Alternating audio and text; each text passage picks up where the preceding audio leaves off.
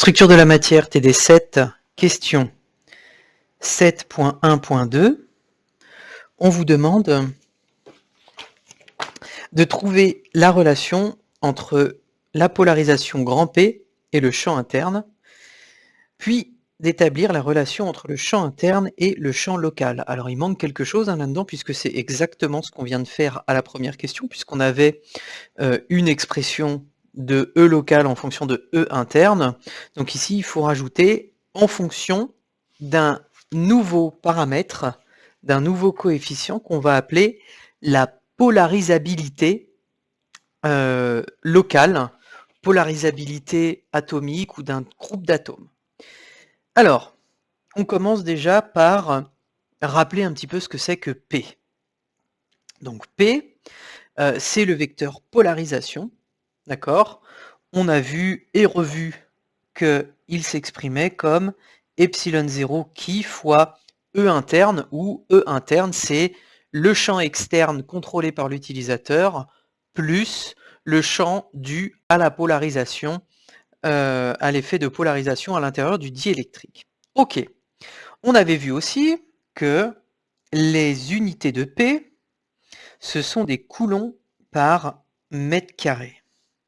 Et en fait, si on joue un petit peu avec ces unités, les coulombs par mètre carré, et qu'on s'intéresse aux unités du moment dipolaire, si je l'appelle mu, un moment dipolaire, ces unités, ce sont des coulombs mètres.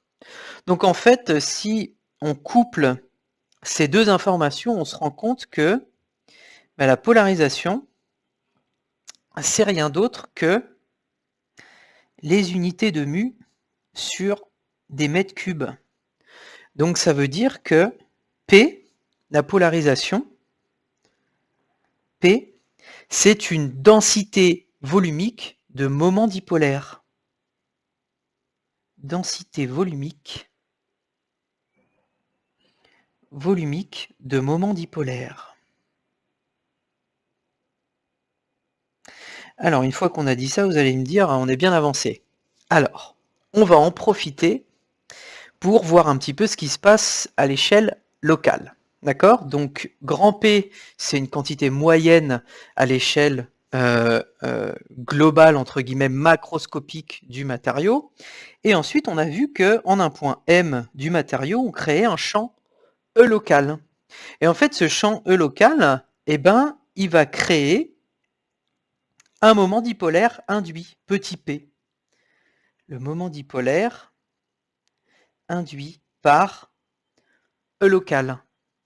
Et ce moment dipolaire, il va être proportionnel à E local. Plus E local sera grand, s'il reste assez petit pour que le phénomène soit linéaire, plus E local soit grand, plus le moment dipolaire sera grand. Et le coefficient de proportionnalité entre les deux, on le note souvent alpha, et on appelle ça la polarisabilité du milieu.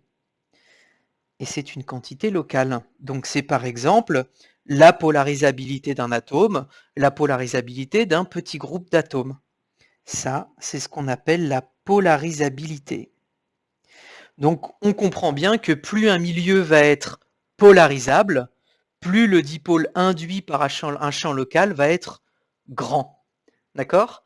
Et ce qu'on va faire, c'est qu'on va exprimer le champ interne dans le diélectrique en fonction de alpha E-loc, donc du dipôle, du moment dipolaire induit. Alors, comme on a vu que grand P c'était une densité volumique de dipôle, et que P est un moment dipolaire, d'accord, une densité volumique de moment dipolaire, pardon, densité volumique de moment dipolaire, grand P, et si petit p est un moment dipolaire, ça veut dire que grand P, c'est proportionnel à petit p fois la densité de dipôle. Si N, c'est la densité volumique de dipôle, on a bien grand P, la polarisation macroscopique, est égale à la densité volumique de dipôle fois la polarisation d'un dipôle. Et donc ça, on a vu que c'était égal à epsilon 0 qui E interne. Et on a vu que comme P, on l'a défini comme proportionnel à E log avec le coefficient de proportionnalité étant la polarisabilité, bah ça se traduit par N alpha E local. Donc maintenant, il n'y a plus qu'à jouer avec ces équations, et ça nous donne que E interne, le champ à l'intérieur du diélectrique, est égal à N alpha sur epsilon 0 qui fois E local, ce qui est aussi égal à N sur epsilon 0 qui fois le moment dipolaire induit.